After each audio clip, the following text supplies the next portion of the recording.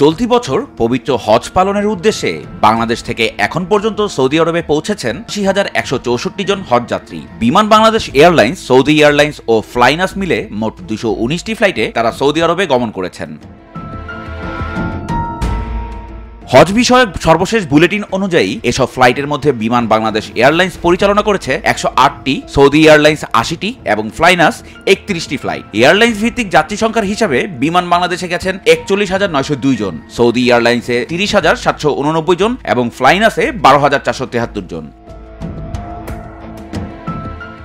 বাংলাদেশ থেকে গত ২৯ এপ্রিল হজ ফ্লাইট শুরু হয়, যেখানে বিমান বাংলাদেশ এয়ারলাইন্সের একটি ফ্লাইট ৩৯৮ জন হজযাত্রী নিয়ে সৌদি আরবের উদ্দেশ্যে যাত্রা করে এবং শেষ ফ্লাইট ছিল ৩১ মে। হজ শেষে হজযাত্রীদের ফিরতি ফ্লাইট শুরু হবে ১০ জুন থেকে এবং চলবে ১০ জুলাই পর্যন্ত।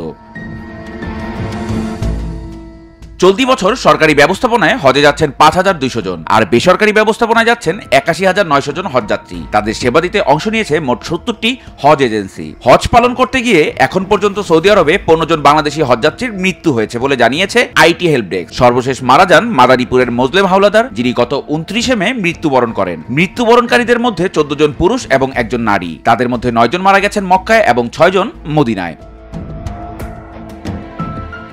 চলতি বছরের হজের মূল আনুষ্ঠানিকতা শুরু হবে আগামী ৪ জুন। বিশ্বজুড়ে কোটি মুসলমানের অংশগ্রহণে পালিত হবে ইসলামের অন্যতম গুরুত্বপূর্ণ এই রীতি।